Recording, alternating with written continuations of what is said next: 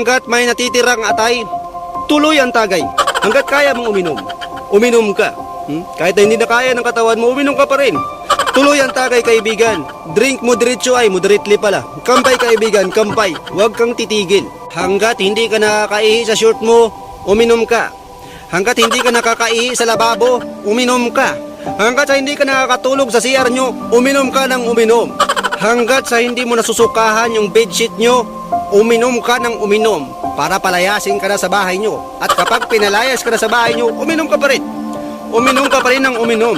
Kahit na pinalayas ka na para palayasin ka na dito sa mundo. Hanggat hindi mo nararamdaman yung sakit ng tiyan, wag na wag mong titigilan. Bago mo tigilan, paghuli na ang lahat. Pag hinahirapan ka na mag-ihi, yan. Pag nakakatiter ka na lang, yan. Bago mo tigilan, yan. Yan eh. Dahil sa huli naman ang pagsisisi, kaya hanggat may natitira, tuloy ang tagay. Kapag mga manginginom kayo, dapat nakapokus lang kayo sa alak. At siyempre, mag-focus rin kayo sa ambag. Hindi yung palasing-lasing kayo, wala naman kayong mga ambag. Kakapal ang mga pagmumukha ninyo, nalasing lang kayo ng walang ambag. At yun na nga, kung pwede kayong uminom ng maaga, why not?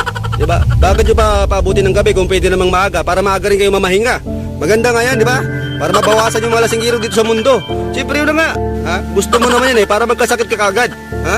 Yan naman ang gusto mo. Gusto mo mangyari sa katawan mo, di ba? Tsaka, kahit na may trabaho ka, dapat uminom ka. Bakit mo intindi yung trabaho mo? Uminom ka para hindi ka makapasok. Para kinabukasan, may suspension ka na. Huwag mong intindi yung trabaho mo. Uminom ka na lang. Yan naman ang gusto mo, di ba? Tsaka bakit? Malalasing ka ba sa trabaho mo? Ha? Tanong lang, malalasing ka ba? Hindi ka malalasing. Sasakit lang ang ulo mo sa trabaho mo sa mga kasama mong sip-sip. Kaya uminom ka na lang. Ha? Unahin mo yung pag-iinom. Yan yung priority mo. Goal mo yan eh. Diba? Huwag ka nang kumain para magka-ulcer ka. Gusto mo yan mangyari sa katawan mo, bahala ka sa buhay mo. Yayain mo yung mga tropa mo, pare-pareho naman kayo eh. Mula umaga, tanghali, hapon, gabi, hanggang umaga, drink moderately. Ha? Ay, moderately pala. So, yun na nga. Bakit mo iisipin yung mga ginagawa mo? Pwede ka namang uminom na lang eh. Ha? Uminom ka ng uminom. Yayain mo yung mga kaibigan mo, malulungkot yun pag wala silang kasama. Tsaka di ba nalulungkot ka kapag hindi ka nakainom? Nanginginig yung mga balat mo. Yung kalamnan mo nanginginig pag hindi ka nakainom. So bale, ang ibig sabihin niyan, yung dugo mo, puro alak na lang. Ha?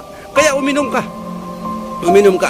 Kapag nararamdaman mo yung mga bagay na ganun, na nanginginig ka na, ibig sabihin nun, malapit ka na. Ha? Malapit ka na sa hangganan. Kaya kaibigan, tuloy lang ang laban. Alak is life. Isipin mo yung alak, sobrang dami niyan. Pwede kang lumangoy. Ha? Pwede kang lumangoy. Pwede mo gawing balon. Pwede mo gawing gripo. Pero ikaw kaya, hanggang kailan ka tatagal, kaibigan? Ano ba sa tingin mo ang iniisip ko? Ang iniisip ko ay ang kalagayan mo. Kung yung kalagayan mo hindi mo iniisip ko pa rin yung kalagayan mo. Kaya bahala ka sa buhay mo. Ayun, hello mga kaibigan, Mr. Focus nagbabalik para sa inyong mga request. At sana napasaya ko kayo ngayong araw dahil napagbigyan ko na naman ang inyong mga request. At ito na ang ating Lasinggero Motivation. Sana magustuhan ninyo at sana marami pang mag-follow sa akin.